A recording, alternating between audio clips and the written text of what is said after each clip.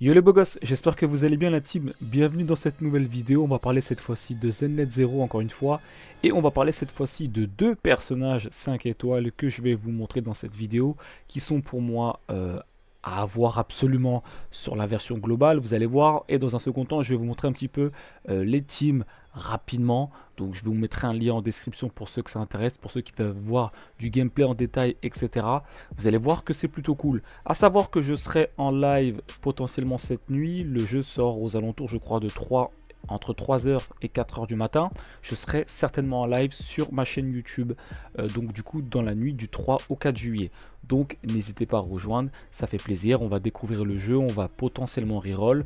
On va voir ce que ça donne. Et puis voilà, écoutez, petit pouce bleu, abonnement, merci à tous du soutien. Et puis on passe directement au vif du sujet. Alors du coup, pour commencer, on va parler des deux personnages 5 étoiles que je voudrais justement vous présenter. Donc au pire, on va trier par personnage S. Bon, 5 étoiles S, hein, je pense qu'on s'est compris. On va parler tout simplement de Hélène et Lycaon. Alors excusez-moi, le site bug un tout petit peu.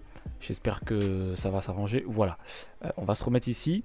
Et comme on peut le voir, donc Lycaon et tout simplement Hélène, ce sont les deux 5 étoiles que vous devrez viser, je trouve, actuellement sur la version globale. Après, bien sûr, les gars, toutes les teams sont très fortes. En vrai de vrai, il n'y a aucun mauvais 5 étoiles. Donc, je vais vous montrer juste après les teams ici, vous allez voir. Mais Lycaon et Hélène, on va parler d'eux. Donc, je vous montre, avant qu'on parle d'eux, une petite tier list, on va dire, vis-à-vis des Chinois. Donc, comme tu peux le voir juste ici. Donc, ici, ça, c'est le rôle, si tu veux, en fait, soutien.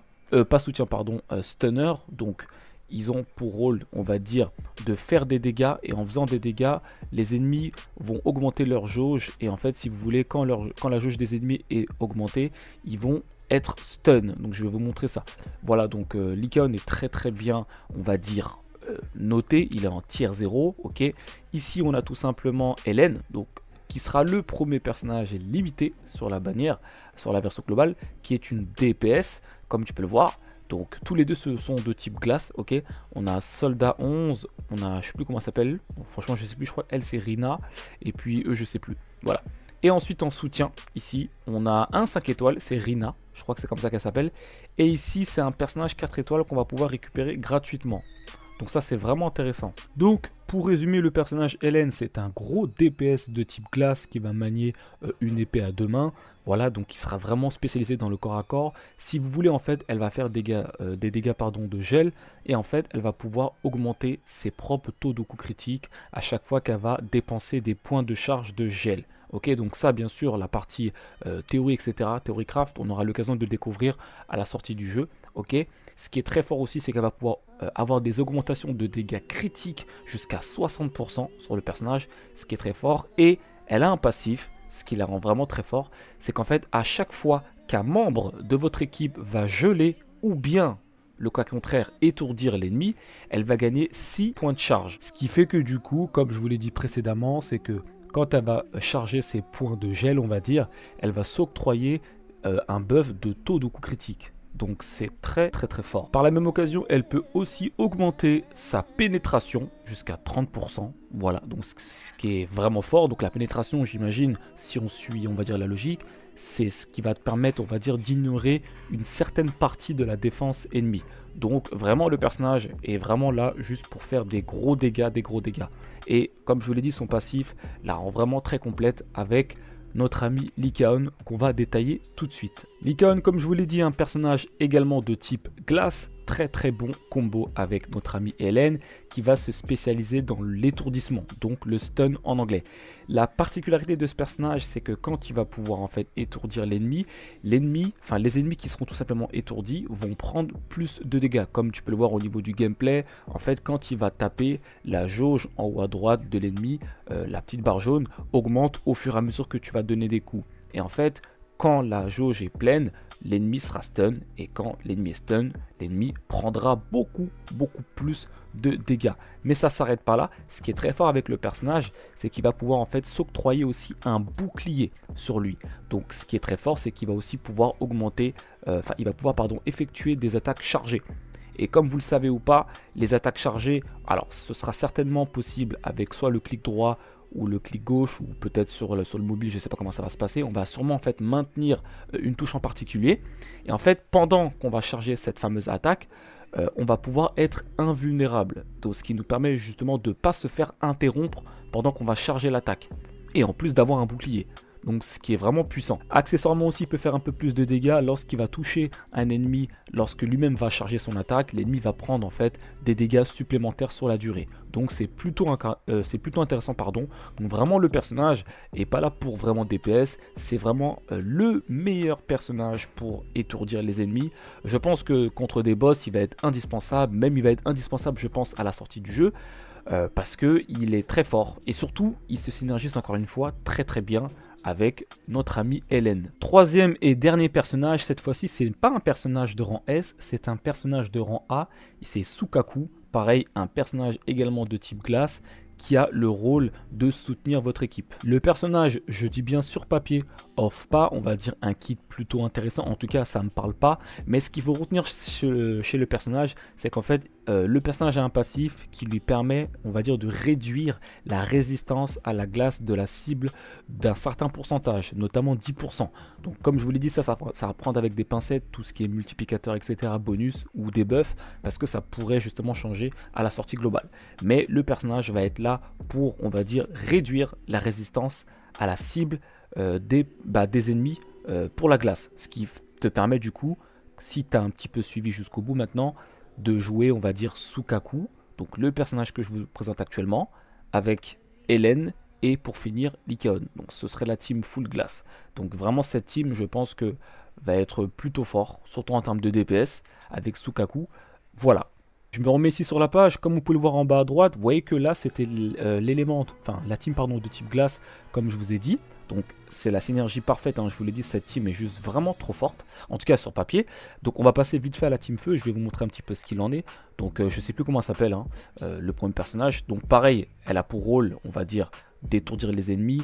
Elle c'est un DPS et lui c'est un défenseur. On va se rendre sur le site pour que je puisse vous montrer tout ça. Soldier 11, donc un personnage pyro de type feu, j'allais dire pyro, de type feu tout simplement, spécialisé dans le DPS. Voilà, donc un personnage rang S qui est très fort aussi, qui a pour but en fait, si vous voulez, quand vous allez rentrer directement dans le combat, vous allez en fait récupérer de l'énergie si vous êtes inférieur à 40 points d'énergie. Donc encore une fois, c'est un peu brouillon, on ne sait pas exactement ce que ça va être, donc à voir à la sortie. Mais ce qui se passe, c'est que quand tu vas pouvoir rentrer en combat, tu vas pouvoir, on va dire, récupérer de l'énergie si tes points d'énergie sont bas. Ok, ce qui est très fort, c'est que tu vas pouvoir faire des gros dégâts, faire des dégâts AOE. Tu vas pouvoir également faire des contre-esquives. Donc ça aussi, à prendre avec des pincettes ce que je vous dis, parce que c'est pas encore clair. Ok, donc ce que je suis en train de vous dire là, c'est vraiment ce que j'ai sur papier et c'est ce que j'ai écrit. Ok, concernant ce que j'ai pu voir bien sûr sur différents forums. Par la même occasion aussi, elle va pouvoir en fait gagner des points de charge sur le personnage, et avec ces points de charge, quand elle va les consommer, elle va pouvoir ignorer une certaine partie de la défense de l'ennemi et également la résistance au feu. Donc ce qui lui permet vraiment déjà de faire beaucoup plus de dégâts tout court, et les ennemis subiront encore plus de dégâts face à l'élément feu, vu qu'elle va pouvoir ignorer cette défense là. Donc le personnage globalement est très bon, mais vous voyez que c'est quand même difficile à jauger au niveau du kit, et surtout il faut vraiment tester. Mais voici pour Soldier 11. On passe à Koleda, pareil, un personnage de type feu qui manie, on va dire, un marteau.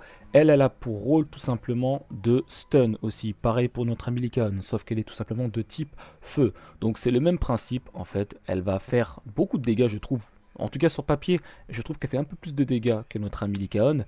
Elle va pouvoir en fait avec ses attaques de base, au bout du deuxième ou du quatrième coup, augmenter les dégâts de son stun, donc de son étourdissement. Donc c'est très fort. Elle va pouvoir récupérer aussi des points d'énergie. Et avec ces points d'énergie, lorsque ces points d'énergie seront consommés, elle va pouvoir augmenter ses dégâts d'attaque de base. Donc ce qui la rend vraiment très fort. Et pareil aussi, elle va s'octroyer des bonus supplémentaires. Voilà, donc je vous la fais court. Un personnage qui peut s'octroyer des bonus, qui peut augmenter ses attaques de base améliorées et augmenter ses dégâts de stun. Donc je rappelle, hein, en tapant, les ennemis vont prendre... la jauge plutôt, on va dire, des ennemis vont augmenter beaucoup plus rapidement. Et surtout, quand l'ennemi est stun, vous ferez plus de dégâts. Donc vraiment, le rôle, on va dire, de stunner sur le jeu va être très très fort, je pense, honnêtement. On passe au dernier personnage. C'est un personnage pareil aussi, 4 étoiles. Donc Ben, un ours, ok. On va pouvoir le récupérer aussi également gratuitement. Donc c'est plutôt cool. Donc c'est le dernier personnage qui se complète très bien avec la team feu. Pareil aussi, il est vraiment spécialisé, on va dire. Non, lui cette fois-ci, pardon, c'est dans la défense, ok. Donc ce qui est très fort avec le personnage, c'est qu'il va pouvoir bloquer les dégâts des ennemis. Voilà, donc jusqu'à 30%. Donc c'est plutôt cool. Il va pouvoir aussi faire des dégâts à hauteur de 300% en fonction de sa défense. Donc ce qui le permet, on va dire, de l'orienter, on va dire, défense pure. C'est-à-dire plus il a de défense, plus le personnage fera de dégâts. Donc c'est plutôt intéressant. Et ce qui est très très fort, c'est que lorsque vous allez faire une attaque ou une attaque de suivi pendant l'attaque spéciale, comme ça me le dit actuellement, votre dégât, enfin vos dégâts pardon, d'étourdissement par les attaques de base seront augmentés de 20%. Voilà, donc résumons, c'est-à-dire que clairement, lorsque tu vas pouvoir rentrer directement sur le combat, tu vas pouvoir potentiellement réduire les dégâts que tu vas subir de 30%. Tu vas pouvoir faire 300% de dégâts à hauteur de ta défense. Et tu vas pouvoir aussi augmenter les dégâts de tes stuns, enfin de ton stun, pardon, jusqu'à 20%. À savoir que ce n'est pas un personnage qui a le rôle d'étourdissement, c'est un personnage défenseur. Donc je le trouve plutôt complet. Après ça manque de dégâts, forcément, c'est pas son rôle. Mais au moins vous avez la team pour compléter, bon, on va dire tout simplement la team feu. Voilà pour la team feu. Et enfin on passe à la dernière team de cette vidéo. Donc comme vous pouvez le voir juste en bas à droite, encore une fois vous m'excuserez pour la qualité médiocre, mais je peux pas faire mieux. Donc on va passer à la team foudre, c'est parti. Alors Grace, un personnage pareil aussi de rang S, donc 5 étoiles, spécialisé dans le combat d'anomalie. Ok, donc ce qui est très fort avec le personnage, c'est que lorsque vous allez effectuer le 4e coup de votre attaque de base et que vous allez toucher l'ennemi, tous les membres de votre équipe vont gagner un certain nombre de points d'énergie. Donc c'est très fort. Par la même occasion aussi, vous allez pouvoir réduire la résistance électrique de la cible et la résistance d'accumulation d'alumanie électrique. Alors ça, on aura l'occasion encore une fois de le découvrir ce que ça signifie exactement. Mais comme on peut le constater de ce que je suis en train de vous dire actuellement, le personnage est vraiment orienté dans le debuff. Donc c'est plutôt cool. En plus, elle a une petite partie support sur son attaque de base où elle peut donner des points d'énergie. Bon, 0,25 de points d'énergie, c'est relativement faible. Voilà, mais c'est toujours ça de prix. Lorsqu'elle va utiliser son attaque spéciale, elle va s'accumuler des points de charge aussi également. Et lorsqu'elle va les consommer, elle va augmenter justement son propre taux d'énergie.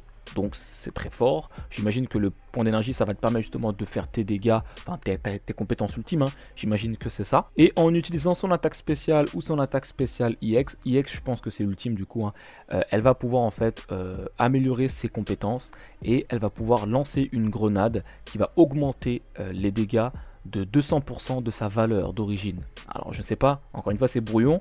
Mais en tout cas, de ce que je comprends, c'est que le personnage va pouvoir faire de gros dégâts. Elle va pouvoir augmenter son propre taux d'énergie, réduire la résistance électrique et l'accumulation d'anomalies électriques, et donner un petit peu d'énergie à ton équipe. Donc sur papier, c'est plutôt cool en vrai. Ensuite, on a Anton, un personnage 4 étoiles de type, de rang A tout simplement, vous m'avez compris, hein. Voilà, pareil aussi, qui est de type électrique. Il va pouvoir en fait gagner un bouclier qui sera basé sur son énergie et de ses points de vie. Plus son énergie sera élevée, plus le bouclier sera efficace. Et le bouclier va disparaître lorsque vous allez tout simplement vous faire toucher. En tout cas, de ce que je comprends. Donc c'est plutôt cool. Il va pouvoir aussi augmenter son propre taux de coup critique à l'équipe. Donc c'est très fort. Donc il va augmenter le taux crit de toute l'équipe. Donc vraiment le personnage est plutôt cool, un petit effet support sympathique. Et puis lorsque le personnage va effectuer un coup critique, et bah tout simplement il va faire des contre-attaques d'esquive. Donc ça je vous l'ai dit en début de vidéo, je ne sais pas exactement ce que c'est, mais voilà, donc il va faire beaucoup plus de dégâts. Voilà, donc petit récapitulatif, il augmente le taux crit de toute l'équipe. Donc c'est très intéressant. Il va s'octroyer un bouclier qui sera en fonction de ses HP et de son énergie, c'est spécial. Voilà. Et puis c'est tout. Voilà. Donc plutôt intéressant. Reste à savoir ce que ça donne bien sûr en combat. Ensuite on passe au dernier personnage de cette vidéo, un personnage rang S, donc 5 étoiles aussi, qui a pour rôle d'être soutien, donc Rina. Alors vous le remarquerez au niveau du gameplay, vous voyez qu'elle a deux espèces de fantômes avec elle là qui l'accompagnent. En fait c'est ça qui va primer sur le personnage, c'est qu'avant en fait si vous voulez envoyer Drusilla et Anestella qui seront sur place, et en fait si vous voulez ces personnages là vont tout simplement faire des dégâts, voilà. Donc en tout cas c'est ce que ça me dit. Elle va pouvoir aussi on va dire augmenter tout simplement les dégâts électriques de toute votre équipe de 32%, c'est très fort. Elle va aussi pouvoir réduire la résistance d'accumulation d'anomalies de la cible jusqu'à 30% quasiment, donc c'est plutôt cool. Voilà, le reste c'est vraiment brouillon, donc je préfère pas vous en dire plus, mais on va dire que globalement sur ce que je suis en train de lire, le personnage va pouvoir via son passif augmenter les dégâts électriques, donc électro, hein, de toute votre équipe. Donc c'est très fort si vous jouez forcément la team en fait. Concrètement, elle va pouvoir réduire la résistance de la cible. Et puis elle va pouvoir envoyer ces espèces de sbires là sur le combat. Donc ça en vrai c'est plutôt cool, hein. Le personnage a l'air quand même très fort. Donc faut voir ce que ça donne. Bon écoutez, c'est la fin de la vidéo. En espérant que celle-ci vous a plu. N'hésitez pas à me dire qu'est-ce que vous allez faire du coup vous de votre côté. Quel personnage allez-vous prioriser, quelle team allez-vous construire. Ça m'intéresse. N'hésitez pas à me le dire. Merci d'avoir suivi la vidéo jusqu'au bout. Et puis comme d'habitude on se dit à très vite pour la suite les beaux gosses. Ciao ciao.